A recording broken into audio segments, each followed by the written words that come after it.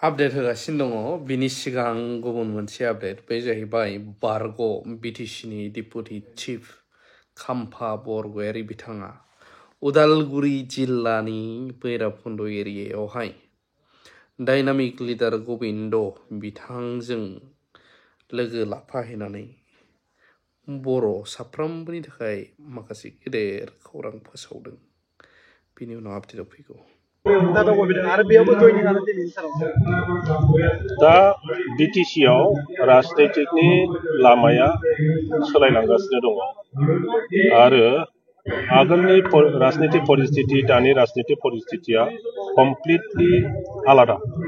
ओंखायनो जि दोलोआव गासिबो जाथि गस्थिफोरखौ लानानै खामानि मावनो हायो, जि दोलोआ प्रत्येक ओनसोलाव समानै जौगानायनि खामानि मावनो ओंखारो, जि दोलोआव प्रत्येक जाथिनि समस्याफोरखौ समाधान खालामनो ओंखारो, बे जाथिखौनो बे दलखौनो समर्थन खालामनो थाखाय दिनै बिटिसिनि 26टा 27टा जि जनगोष्ठी दङ, फिसा गिदिर जाथिफोर दङ, बिसोरो ज' जानानै समर्थन खालामनो ओंखारदों।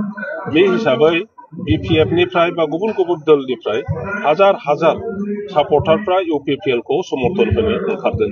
बे हाबाफारिया क'क्राझार, चिरां, बाक्सा, उदालगुरि जेरावबो जादों। दिनै आं बाहाय फैदों इउपिपिएलआव जगदान जानायनि उनावहाय प्रथमबार मोनसे राजनितिक उद्देश्य लानानै बे जगदान कार्यसुचियाव आं बाहागो लाफैदों आरो बाहाय नुनो मोनदों नंमारगौयै जोंनि बे भैरबकुन्द समस्तिनि 1200 जननिफ्रायबो बारा आदिबासि, राजबंशी, नेपाली, बर', बिहारि बायदिसिना जातिफोर दङ, मुस्लिम, बिसोरो दिनै जगदान खालामदों। बिजेपि हान्जाया जिथु हारसिं गेलेनायनि बाथ्रा बुंदों, दासिमबो नुदों जिथु एलायन्सआव दङ, फैगौ सायख'दों खिन्थु बिथांमोना हारसिं गेलेनायनि बाथ्रा बुंदों। मोनफ्रोमबो दोलोआ इलेक्सनाव देरहानानै देशखौ सासन खालामनायनि उद्देश्य लानानैनो राजनिति खालायो। दा बिटिसिखौ सासन खालामनो थाखाय बिजेपिआबो सेस्था खालामदों, कंग्रेसआबो सेस्था खालामदों, इउपिपिएलआबो सेस्था खालामदों, बिपिएफआबो सेस्था खालामदों। दा बेनिखायनो मोनफ्रोमबो दला गाव गावबागावनि निजा मोनसे पलिसि मेनटेन खालामो।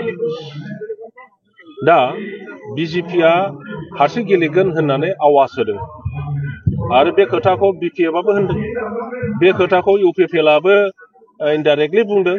जोङो स्ट्रंखा, जुदि रावजोंबो एलायन्स जानायनि सम्भाबना गैयाबा जोंथ' राजनितिक दल, जों हारसिं गेलेगोन, बाहाय जेबो फावसायनांगौ माबा मोनसे दुरबल जानांगौनि खोथा गैया। कंग्रेसआबो बुंदों जों हारसिङैनो गेलेजोबगोन, नंगौना नङा? खिन्थु सिङाव इतिहासखौ बिटिसिनि जारिमिनखौ बयबो मिथिगौ। बिटिसिआव सोरबा राजनितिक दोलोआ जुदि हारसिं गेलेदों माब्लाबाबो देरहाबोफेराखै। बिपिएफआ 15 बोसोर सासन खालामदों, बेखौथ' नोंथांमोना गोसोआव दङ। प्रथम 10 बोसोरा कंग्रेसजों एलायन्स खालामदों, कंग्रेसआ सासे सानैल' केन्डिडेट होदों, बाखियाव गासिबो बिपिएफनो समर्थन खालामजोबदों। गतिके एलायन्सआव बिजेपिआ देरहादों, बिपिएफआ, आरो ओरैहाय इउपिपिएलआ जेननांदों। बेनि उनावहाय 5 बोसोराव बिजेपिजों एलायन्स जादों बिपिएफआ, सानै साथामल' केन्डिडेट होदों बिजेपिआ, बाखियाव गासिबो बिपिएफखौ समर्थन खालामदों, ओंखायनो देरहादों। थांनाय 2020 सनाव इउपिपिएल आरो बिजेपिआ बे बिटिआर सुक्ति जानायनि उनाव ज' जादों। सिट शेयारिं बा सिट ओरै डिक्लेयार खालामलायाखैब्लाबो सहाय सहযোगिता खालामलायदों, थाखायै फैसायै, आरो बहुत समस्तियाव बिजेपिआ केन्डिडेट होआखै बा इउपिपिएलआ केन्डिडेट होआखै। बिजेपि होनायाव सिङाव बिस्रा एलायन्स दंखोमायोमोन, ओंखायनो देरहादों, ओंखायनो दा सासन खालामदों। ओंखायनो जाय दोलोआ सासन खालामनायनि उद्देश्यजों हसा हसियै एबार इलेक्सनाव गेलेनो नागिरदों, बिस्रा सेकेन्ड लाइन अफ एक्सन दङ, पलिसि दङ। गतिके बेखौ समाव मिथिगोन। जुदि इउपिपिएलआ सासन खालामनो इलेक्सन गेलेयो, इउपिपिएलआ सोरनिबा सहाय लाथारनांगोन। आं दहायनो बुंबाय, बेवहाय हारसिङै रावबो देरहाफेराखै। ना बिजेपिआ देरहागोन, ना कंग्रेसआ देरहागोन, ना इउपिपिएलआ देरहागोन, ना बिपिएफआ देरहागोन जुदि हारसिं गेलेयो। डेफिनेटलि आं बाहागो लागोन बिपिएफनि बै दैदेनगिरि बिक्रम इउपिपिएलआव दिनै जाय मोसौ मासे बेबो दाम गैया आरो दाउला खासि मासे दाम गैया बेफोर जाहैबाय सस्तिया बिक्रमा सोर बेखौ नोंथांमोनाबो मिथिगौ गतिके बिक्रम बुंनायजों बिटिसिनि राजनितिका गिदिंगोन बिक्रम बुंनायजों जोंनि बिटिसिनि बिभिन्न जाति गस्थिनि समस्या जोबगोन नामा बिक्रमा माबायदि राजनिति खालामदों आंथ' बेखौ राजनितिखौ नुफेराखै बेथ' जोंनि बिपिएफनि नेताबो नङा आं जि समसिम बिपिएफआव दङमोन बेयो बिपिएफनि नेताबो नङामोन आं डिस्ट्रिक्टआवबो गैया होननानै मिथिगौ आङो सेन्ट्रेलावथ' गैखाया डिस्ट्रिक्टआवबो गैया होननानै मिथिगौमोन